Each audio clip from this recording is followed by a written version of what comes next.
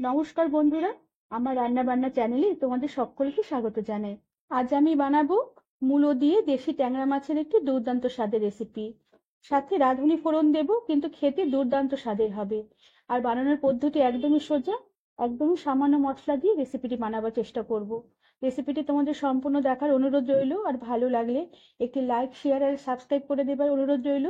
তার সাথে যারা আমার ফেসবুক পেজ থেকে দেখছো তাদেরও পেজটিকে ফলো করে দিয়ে ভিডিওটি লাইক শেয়ার করে দেবার অনুরোধ রইল। প্রথমে আমি এখানে ট্যাংরা মাছ বেশ ভালো করে বেছে ধুয়ে নিয়ে নুন, হলুদ আর সামান্য একটু কাঁচা সর্ষের তেল মাখিয়ে রেখে দিয়েছি। আর তার সাথে নিয়েছি আমি অল্প করে মূলো কেটে নিয়েছি, মূলোগুলো লম্বা লম্বা করে কেটে নিয়েছি। আর তার সাথে অল্প পরিমাণে আলু দিয়েছি, আলুরও খোসা ছাড়িয়ে লম্বা লম্বা করে আমি কেটে নিয়েছি। আর সমস্ত সবজিগুলোকে বেশ ভালো করে ধুয়ে নিয়ে জল ঝরিয়ে নিয়েছি। এবার প্রথমে আমি মাছ ভেজে নেব। এর জন্য কড়া বেশ ভালো করে ধোয়াটা গরম করে নিয়েছি। এরপরে কড়াতে পরিমাণ মতন তেল দিয়ে দিলাম। তেল বেশ গরম হয়ে উঠলে নুন হলুদ মাখানো ট্যাংরা মাছগুলোকে এবার আমি তেলে ছেড়ে দিলাম। এবার মাছগুলোকে তেলের মধ্যে বেশ ভালো করে ছড়িয়ে দিতে হবে।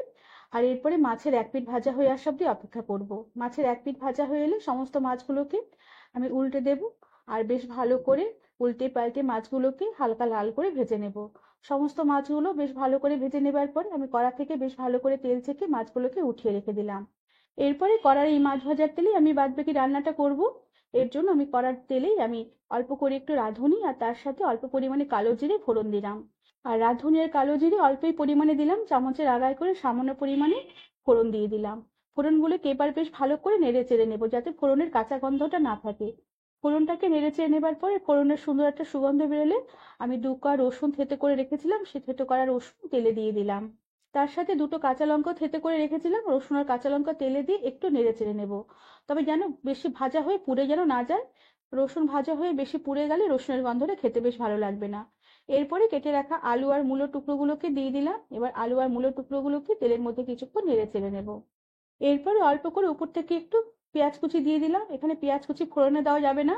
আলু আর মূলোর সাথে পেঁয়াজগুলোকে কিছুক্ষণ নেড়ে চেড়ে হালকা করে ভেজে নিতে হবে। আলু আর মূলোর সাথে পেঁয়াজটাও ভাজতে ভাজতে নাড়তে নাড়তে একটু নরম হয়ে এলে এবার আমি সামান্য পরিমাণে জল দিয়ে দিলাম। আর তার সাথে দিয়ে দিলাম সামান্য পরিমাণে একটু ধনের গুঁড়ো। আর তার সাথে সামান্য পরিমাণে দিলাম জিরের গুঁড়ো। আর তার সাথে সামান্য পরিমাণে লাল লঙ্কার গুঁড়ো দিলাম। ঝালটা তোমরা তোমাদের নিজেদের রুচি অনুযায়ী দেবে।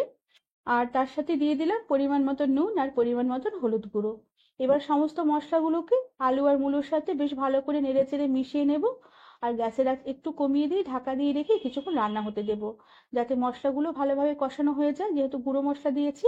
আর আলু মূলো সেদ্ধ হয়ে আসবে, খানিকটা নরম হয়ে আসবে। আর মশলাগুলো বেশ আলু মূলোর সাথে বেশ ভালোভাবে মিশে যাবে।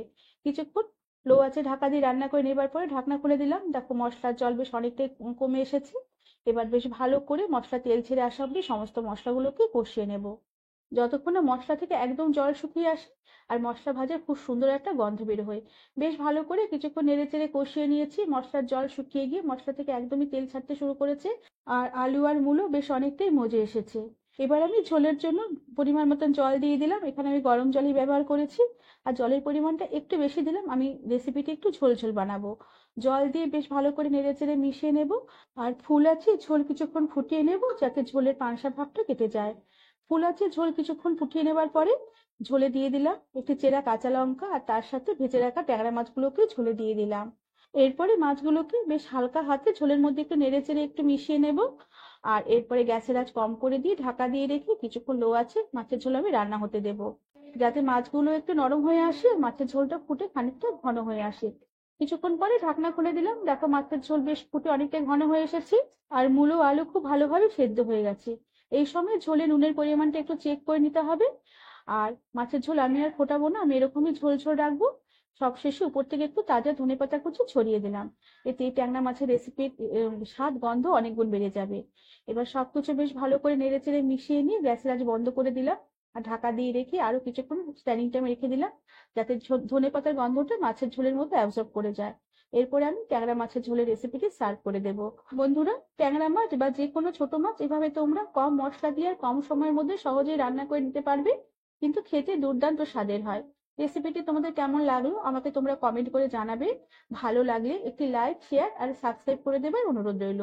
তার সাথে পাশে থাকা বেল আইকনটি প্রেস করে দেবে, যাতে আমার সব নতুন ভিডিও নোটিফিকেশন সবার আগে তোমাদের কাছে পৌঁছে যায়।